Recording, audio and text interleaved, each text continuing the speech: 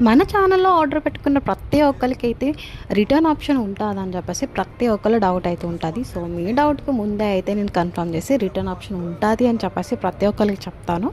So, misprint damage ఉన్నట్లయితే కన్ఫర్మ్‌గా return option అనేది యాక్సెప్ట్ చేయబడుతుంది. అది కూడా అయితే మీరు చేయవలసిందల్లా ఓపెనింగ్‌కి ముందరైతే వీడియో కంపల్సరీ మస్ట్ అండ్ షుడ్‌గా వీడియో తీయాల్సి పెట్టాలని చెప్పినా సరే సో, ప్రతి ఒక్కళ్ళు అయితే వీడియో తీయకుండా అయితే రిటర్న్ ఆప్షన్ కావాలని చెప్పేసి అంటారు.